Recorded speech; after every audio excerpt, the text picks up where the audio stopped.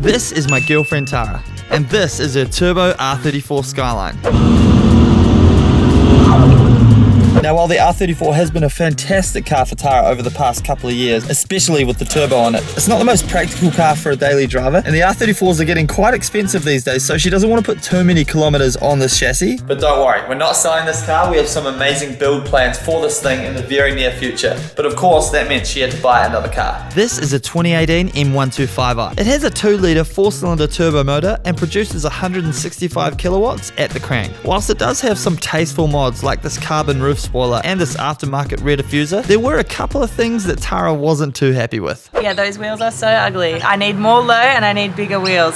So what are we doing today? Giving it more low and bigger wheels. That's right! We got wheels and we got lows. What do they say about people saying it's not a build if you just do coilovers and wheels? Well, today we're doing just coilovers and wheels. The car actually came with springs. He took them out just before he sold them to me, and we were both devastated that he wasted his time. Because we're putting them straight back into lowering springs. So I think they're E-back lowering springs, they're blue ones, and then these are the wheels. Do you want to show them?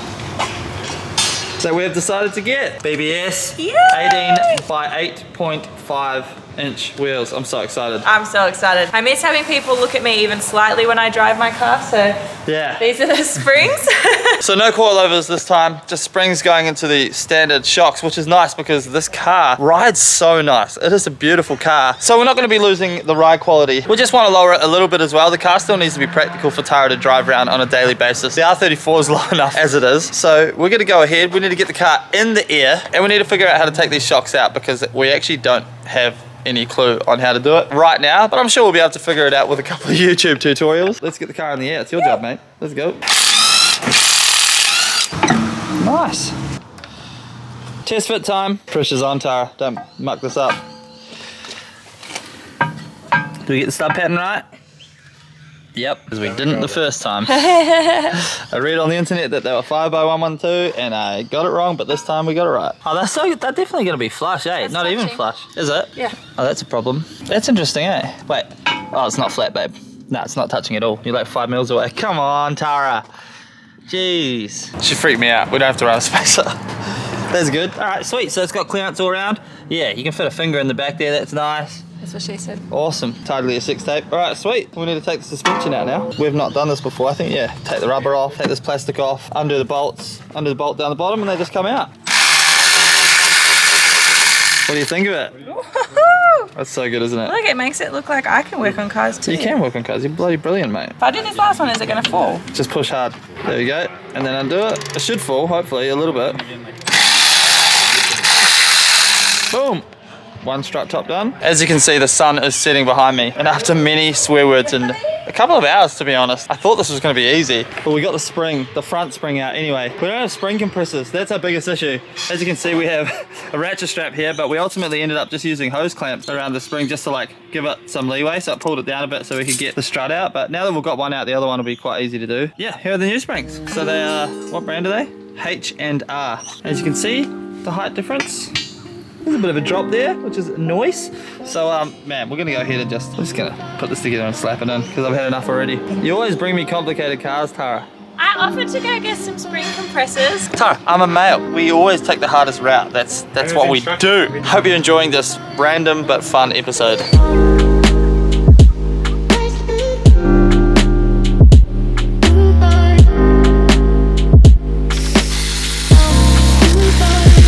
Give us an update, please. Okay, so this side, really hard. It wasn't sort of as simple as we thought, so it was a little bit tricky to try and get it off. So what we actually ended up doing was using the hose clamps. That's so dodgy. Told you that? It's not as dodgy as it looks. They actually worked really well. All we needed was just a little bit of clamping force, which these actually provided pretty nicely, but I don't recommend you do that at home. Yeah, I offered to use my muscles, but Mark didn't want to get shown up by me, so we used the hose clamps instead. And then this side was way quicker. Yeah, we got this side smashed out, so they're in. And now we're going to do the back. We are doing the back, so back's just spring and shock separate, which means we should just be able to undo it, but let's go. You guys are gonna see me struggle right now in 3, 2, 1. You.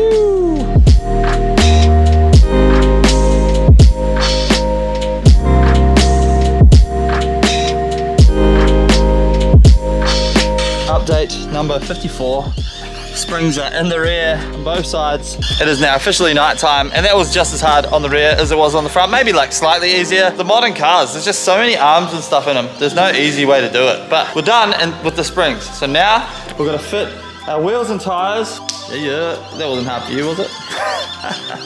Time lapse. 3, 2, 1. Yo!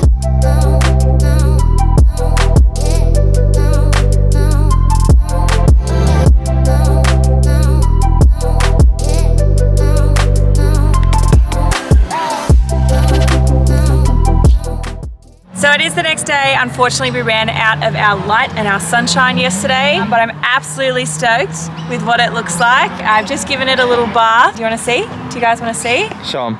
I reckon you want to see. Woo. Damn. What do you think? Out of 10? I love it. I have to absolutely shout out Mike though, because I had no idea what kind of wheels I wanted to put on the car. We did quite a bit of research and Mike was the one that introduced me to the BBSs, so absolutely stoked with how they're looking.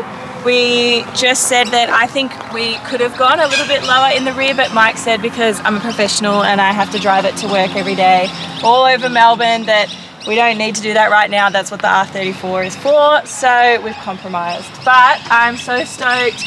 It just adds a little bit of extra class. It looks so good and I just feel so much better driving a car that's not completely stock. It's like low, it's perfectly low enough. Actually, I think it's on a lean on the other side, so this side shows the rear like low more, but it's perfect.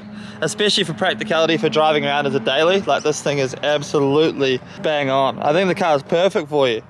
So nice, look at that. Wow, good job.